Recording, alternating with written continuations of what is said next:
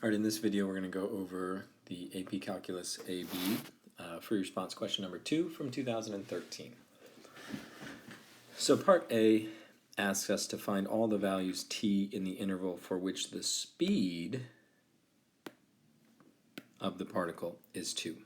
Now speed is a very important word because the function that they gave us is velocity, and we know that speed and velocity are often mistaken for the same thing, but they are not the same thing. Speed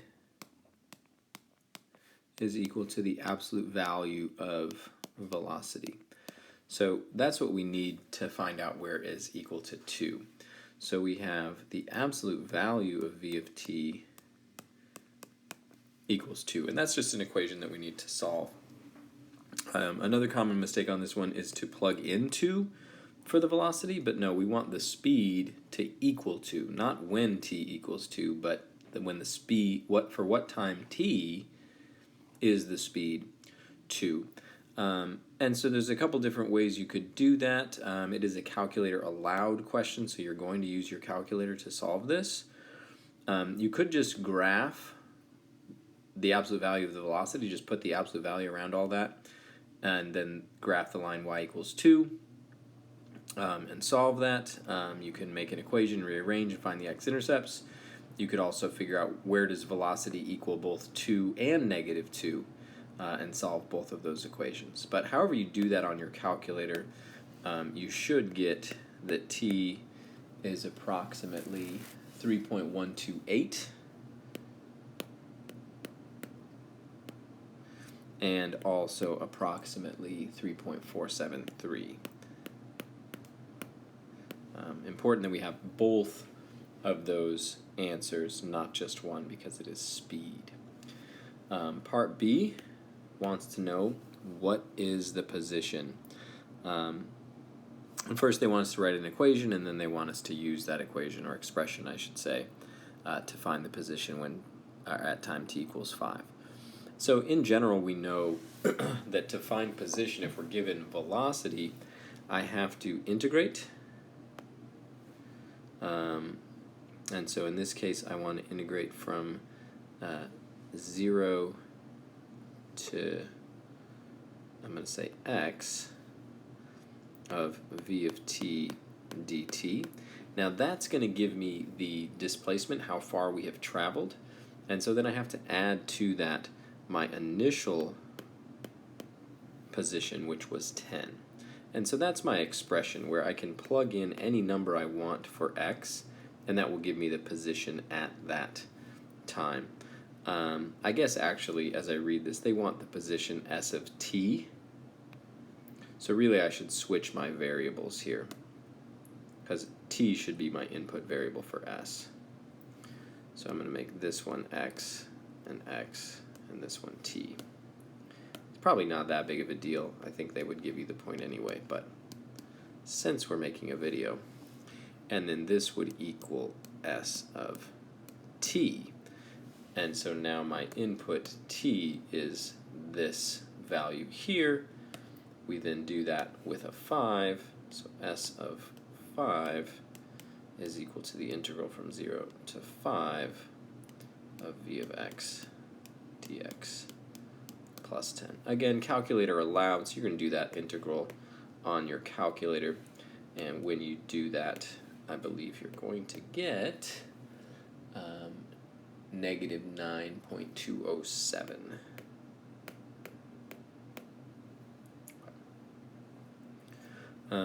So that is part C. Scroll this up just a little bit. That's part B. Now let's jump down to part C. Now C wants to know all the times at which the particle changes direction. Well, we change direction any time that the velocity changes sign. So I really just need to know where does that velocity cross the x or t axis in this case. And so it's important that we remember it's not just where we have an x-intercept, but it's where we have an x-intercept and we actually change sign. And so again, because this is calculator allowed, I would just go ahead and graph this equation for v of t and just look at all the x-intercepts. Where does that actually cross the x-axis? And if we do that, we should get, t is approximately 0.536 and 3.318. And then we have to explain that, or justify, they say this time, so we have to justify. And so I would say these are the times, these are the times at which v of t changes sign.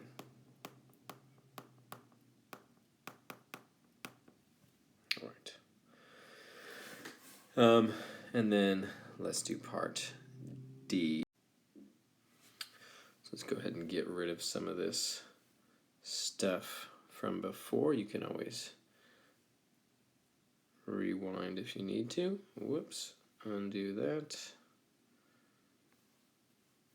Get rid of you. There we go.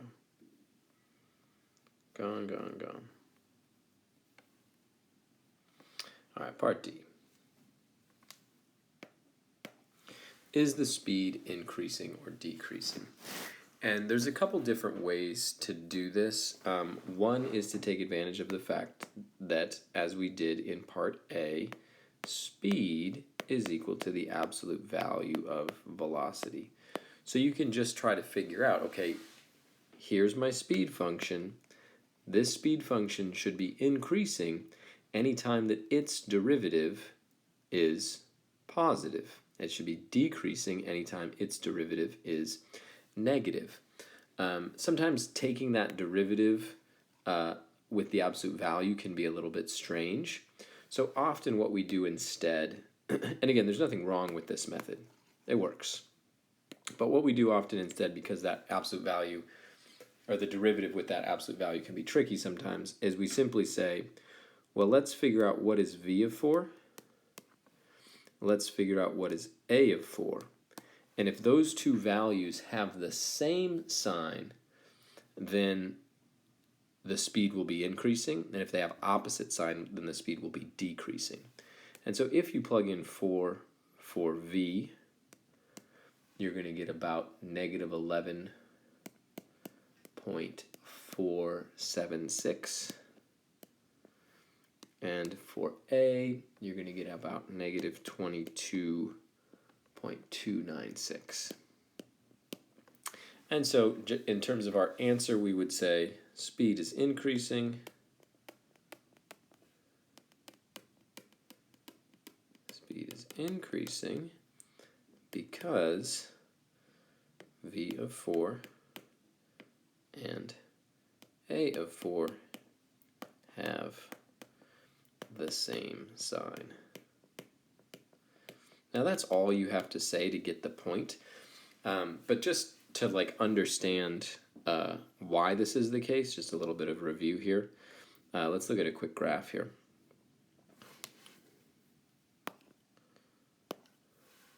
So if velocity is negative, that means the function of velocity is decreasing. Or I'm sorry, if velocity is negative, that means my position graph would be decreasing.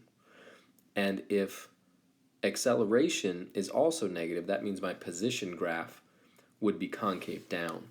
So we have a position graph that is decreasing and concave down, which means it looks like this. Something roughly like that. Now the y values, of course, of the position don't matter. So I could have shifted this up or down wherever I wanted. What matters is the shape. And speed is the rate of change regardless of which direction you're going. So these rates of change are obviously getting steeper. Now they're getting steeper in a negative direction, but they're getting steeper, which means that the speed is increasing. And this would be true also if both velocity and acceleration were positive. In which case, if they're both positive, it looks like this. V of t is positive, so it's increasing. A of t is positive, so it's concave up. In both cases, you can see the overall rate of change is getting bigger. Now, in the green one, the rate of change is getting bigger in a positive direction. In the red one, it's getting bigger in a negative direction. And you don't have to explain any of that to get the point. This is a known calculus fact. So that is the only justification we need. But just as a reminder of why that's the justification here. All right, that's the end of that one.